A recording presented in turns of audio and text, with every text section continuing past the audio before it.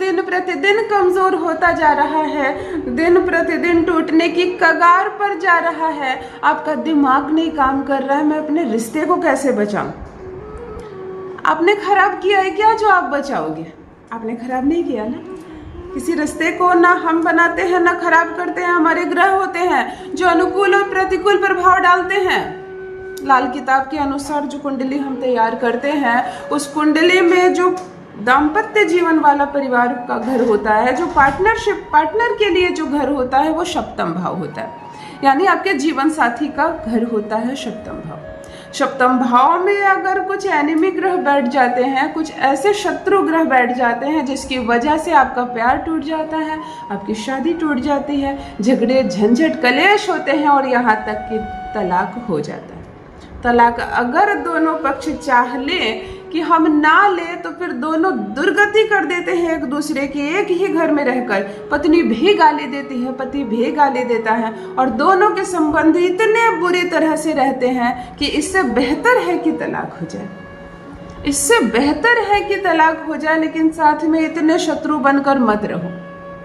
कैसे शत्रु बन जाते हैं? एक लड़की और एक लड़का जो एक दूसरे को पसंद करते हैं, प्रेम करते हैं, फिर देखा सुनी होती है और फिर दोनों का विवाह होता है। विवाह के बाद अपनी गृहस्थी बहुत सुंदर शुरू कर देते हैं। और फिर ध्यान देने योग्य बात है कि अगर आपकी कुंडली के सप्तम भाव में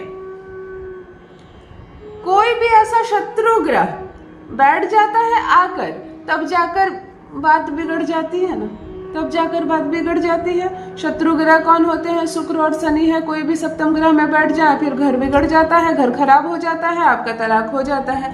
तो एक साधारण सा व्यक्ति बात बात पर कैसे अपनी कुंडली दिखाए?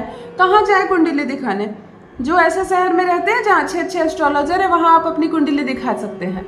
और मेरे कुछ ऐसे भाई बहन ऐसे जगह पर रहते हैं कि वहाँ पूजा पाठ कराने वाले साधारण से पंडित जी होते हैं जो पत्रा देखते हैं, दिन तिथि बता देते हैं। उनके पास अगर आप अपनी कुंडली लेकर भी जाते हो तो वो इस तरह का विवरण नहीं बता पाएंगे। फिर क्या बताएंगे?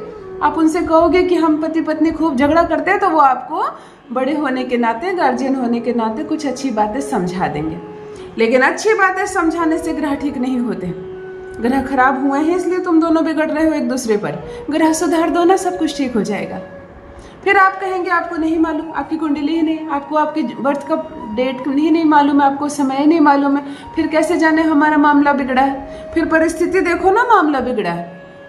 सर्टिफिकेट की जरूरत क्या है? प्रैक्टिकल देखो ना, रोज लड़ रहे हो कुत्ते बिल्ली की तरह। कई प्रेमी और प्रेमिका भी, प्रथम तो प्रेम होता है, आकर्षण बढ़ता है, खूब एक दूसरे को देखने के लिए तड़प जागती है, एक दूसरे के बिना रह नहीं सकते, रात रात भर मोबाइल पर बातें करते हैं और फिर वो सिचुएशन आ जाती है कि ब्लॉक कर दिया प्रेमिका को। क्यों? अब वो लड़की अच्छी नहीं लग रही आपको क्या? जिस लड़की को एक झलक देखने के लिए खड़े दोपहर धूप में खड़े रहते थे, वो जिधर से गुजरती थी उसको देखने के लिए न जाने कितने घंटे खड़े रहते थे, आज वो बुला रही है तो ब्लॉक कर दे रहे हो ताकि फोन ना कर सके। तुम नहीं कर रहे हो, बात समझो। ग्रह करवा रहा है तुमसे ताकि ये संबंध खराब हो जाए। तो अगर आप चाहते हैं कि आपका संबंध जो बिगड़ गया है, जो बिखर गया है, वो फिर से सुधर जाए, लेकिन कैसे सुधरे? दोनों में सामंजस्य नहीं, प्रेमी और प्रेमिका पूरी तरह से एक दूसरे से दूर हो गए हैं, तब करो ना मेरा बताया एक छोटा सा अद्भुत प्रयोग। प्रेमी भी करे, प्रेमिका भी करे, जिसको भी इस संबंध को बचाना है, लड़के और लड़की दोनों के लिए है यह प्रयोग। आप करें, आपका प्यार आपको वापस मिल जाएगा। जितना प्यार में तड़प थी ना, जितनी बेचैनी थी पहले, वो बेचैनी और 4 गुना बढ़ जाएगी। दोनों एक हो जाओगे, दोनों विवाह करोगे और इस सुख से इस दाम्पत्य जीवन में रहोगे।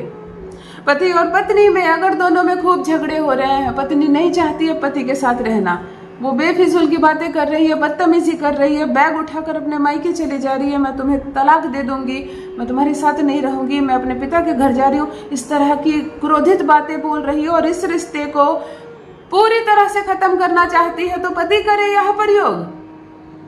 और अगर पति चाहता है कि तुम यहाँ से निकलो, मैं तुमको तलाक दूंगा, तुम अपने पिता के घर जाओ, तुम मुझको अच्छी नहीं लगती, तुम्हारी बातें अच्छी नहीं लगती है, मैं तुम्हारे साथ नहीं रह सकता, इस रिश्ते को अब आगे नहीं बढ़ा सकता, इस तरह की बातें बार बार वो कह रहा है और संबंध को तोड़ने की धमकी दे रहा है, तब पत्नी करे यह प्रयोग। मायके में रह रही हो, मायके में करो, तड़प कर आएगा। उसकी एक तस्वीर मात्र से तुम एक ऐसा वशीकरण कर सकती हो या कर सकते हो कि आपका प्यार आपके कदमों में आएगा। करके तो देखें, जान लीजिए प्रथम मैं कौन हूँ।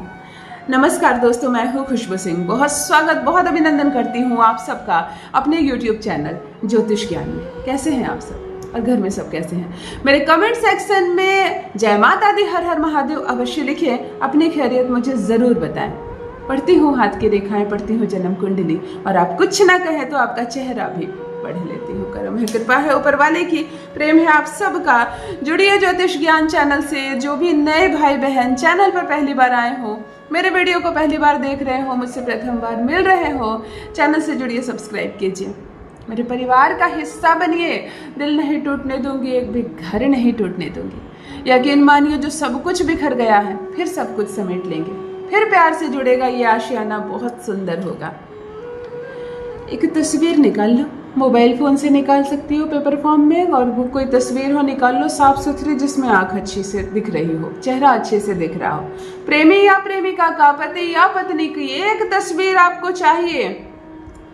एक रेड कलर का मार्कर ले, एक लाल कलर का मार्कर ले, और तस्वीर के ऊपर स्टार बना दे, तारा बना दे। तारा बनाना नहीं आता, निकाल कर देख लीजिए नेट पर। स्टार बना दे, ट्रायंगल बना, एक उल्टा ट्रायंगल बना, स्टार बन जाएगा ना। इसमें जितने भी डिब्बे होते हैं ना, जितने भी कॉलम कटेंगे, जितने भी घर होंगे, प्रत्येक घर पर छोटा छोटा पति का नाम लिख दो।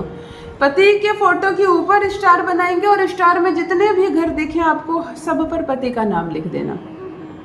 एक कलावे धागे से इस तस्वीर को एक बार लपेट के बांध देना, 2-3 गांठ दे देना पूजा रूम में। गुरुवार की शाम को बैठ जाना, जहां हनुमान जी की तस्वीर हो, हनुमान जी की मूर्ति हो तो सर्वोत्तम होती है ना पूजा रूम में, हर पूजा घर में होती है।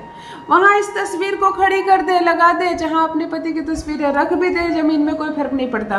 एक घी का दिया जलाएंगे, जलते हुए घी के दिए में घी पे थोड़ा सा हल्दी डाल देंगे, हल्दी का तिलक अपने माथे पर भी लगाएंगे, पुरुष भी महिला भी।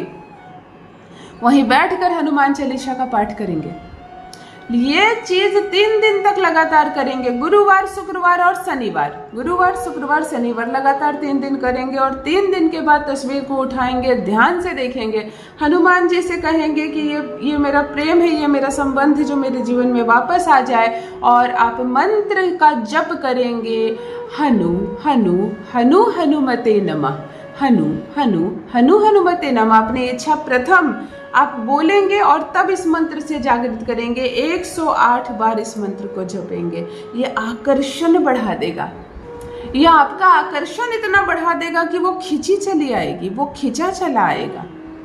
तब तक इस तस्वीर से कलावा ना खोले जब तक वो आपके पास, आपके जीवन में वापस ना आ जाए। कभी कभी 5 मिनट में आ जाती है, आपका प्यार 5 मिनट में आ जाएगा। यकीन ना हो तो करके देखें। ज्यादा से ज्यादा इसकी सीमा 43 दिनों तक है। जब आपका प्यार आपको वापस मिल जाए, कलावे धागे से मुक्त कर दे इस तस्वीर को, रख दे इस तस्वीर को कहीं पर भी, तब तक धागा ना खोले जब तक प्यार वापस ना आए। अपना अनुभव मेरे साथ भी अवश्य साझा करें। बहुत बहुत धन्यवाद।